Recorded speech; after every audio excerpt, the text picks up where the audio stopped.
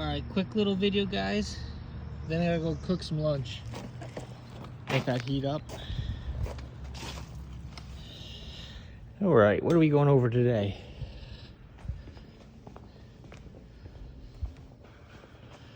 I guess I'll go over these toolkits real quick. Try to explain what everything is. And then I got so much to do. Alright, first, this little Allen key. Just a stubby little 5mm. I'm gonna buy them in bulk individually and include them. And this guy here is just like the puller, but it's a tap. It's gonna be super hard heat treated. There's gonna be a little more geometry to the tips of these teeth, just like a tap, a little more relief. I'm gonna put a slight taper on the threads so they started nice and easy, and as you go, they take out more and more material. And I'm gonna match that profile on the puller. So even if you have a sprocket or a drive gear with very light threads, this will make them a little bit deeper. So then this puller will fit and bite. We got more with that. We got this through hole here and this through hole here. And what it does is it goes to this pin, and this pin has the threads that go in either side of the crank. And what it does is it'll make it so that when you're installing the puller, everything goes nice and straight. Because, you know, well, putting either the tap or the puller tool in crooked can damage the threads. So that's pretty easy to understand, this first three, including this extra little pin. And then this is the just a crank bolt and a crank washer. And this next tool is really just this piece of tube. And when you're putting a crank in, you're installing a crank, let me see if I can do a little mini demonstration. Okay, yeah, so like here's a sample piece of the tube. Okay, here's a piece of crank. So say you were installing a bearing, and imagine the whole case was around this. And imagine it starts, usually that's what I wanted to do, is go on about that much, and then from there on, the rest is a interference fit. So you'd have this on, and just as you tighten this, it pushes the bearing on. And when you have the whole case around this, if you were to just tighten all the case bolts and just use the case to just squeeze onto the crank, potentially what could happen is you can pinch this crank. And let me show you, this is like a very real thing, believe it or not. I have all these cranks bagged up, but here's just a sample crank. Now, believe it or not, when you go to squish this together by putting the case on it, if you were to squeeze hard enough, it is possible to make this gap here narrower and actually squeeze this. But even worse, it won't just squeeze in parallel. It'll actually make one side tilt a little bit. And then your crank is not a happy crank. It won't last as long, it'll vibrate.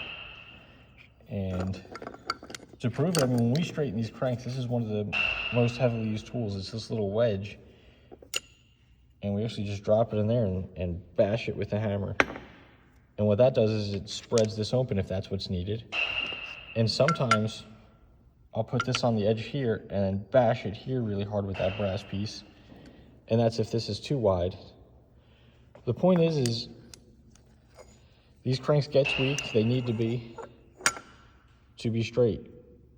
And you can change it by installing it without using that tool that we were just mentioning. I'll go back to that tool so you know what it looks like. Just this little tube, this washer and a bolt, and it pushes on the bearing, and yeah, there's the cross section of it, and there it is. So yeah, that helps install the cranks into the cases without distorting the crank. Very helpful tool. This guy here, oh, I should have it. Okay, yeah, here's a little demo one. Here's what it looks like in real life. And let me go see if I can find the end of a clutch shaft somewhere.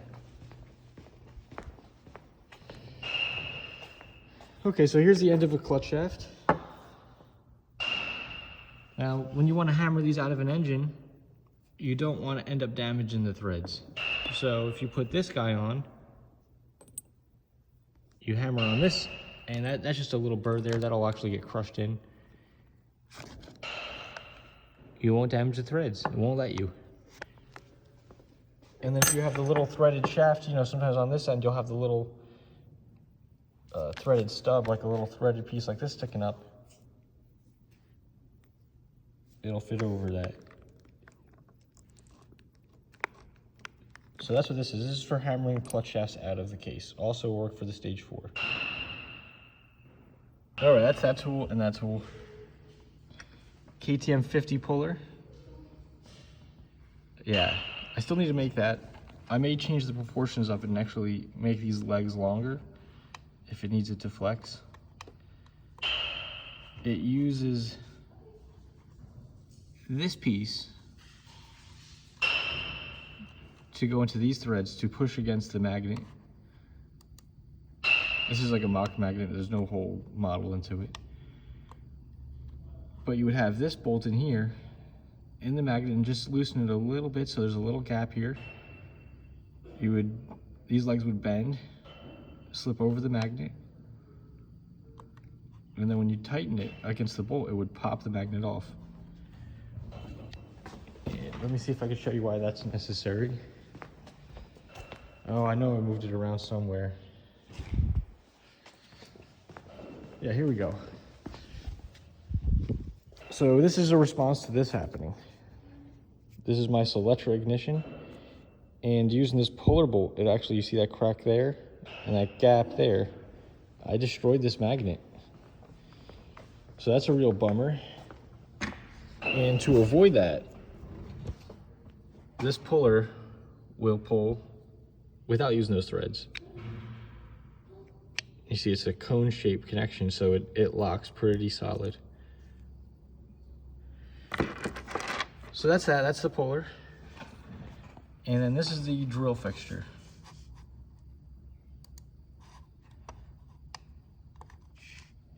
And on one side it has this little lip to go inside of a bore. The back side is just completely smooth. And you can use it on either side. These holes here are just for visual references. Same with here, so when you pop it on a cylinder, you can just check that everything's all even all around, and that means you're centered. These inner bolt pattern, that's for Minarelli. These outer holes, they look like they're barely there. That's for Piaggio. They don't really need to be there, it just needs to be tight enough to hold the fixture down. And this kit does come with the right drill bit.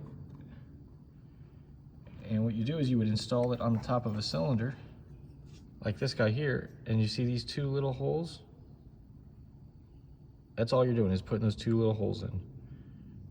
And then those holes, then the heads already have the holes put in. Yeah, I don't have it modeled in here, but one of these models does anyways. This, this allows you, these holes guide the drill bit. And when they're bolted on the cylinder, it makes it so you can make these matching pinholes. That's really important because we modify the way these cylinders run. Normally the piston goes deep into the bore and the head drops in, but now we're running them so they actually will pop above the deck. And what can happen is if the head is slightly shifted forward, back, any way besides perfectly centered, the piston, when it comes up, can collide into the head.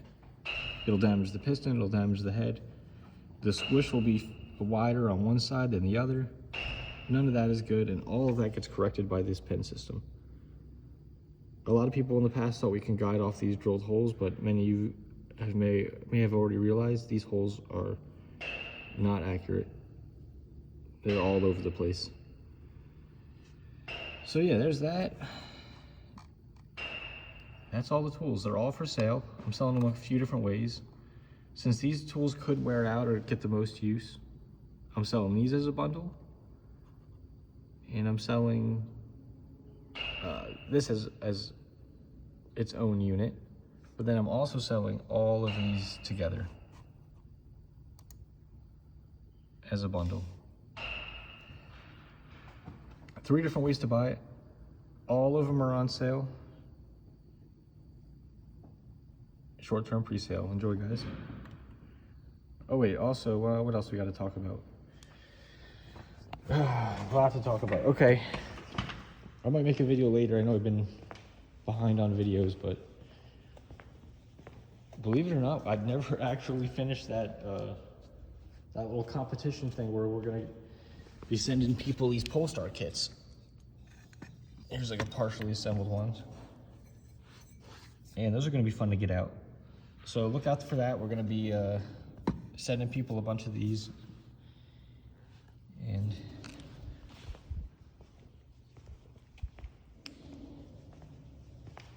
I put the crankshafts back online. They're at a slightly discounted price right now. And I'm like pretty much caught up with shipping.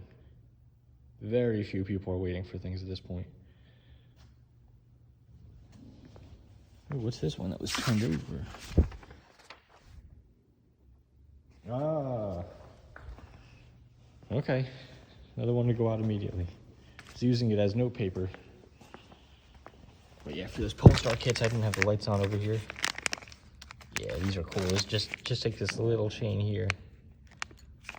So yeah, can't wait to get that out. Some of them are black, some of them are gold. But it's the exact same chain. I want to send people multiple ones of these sprockets in the beginning, just because it's not really a proven. We don't have a lot of these out there being tested. What else is going on?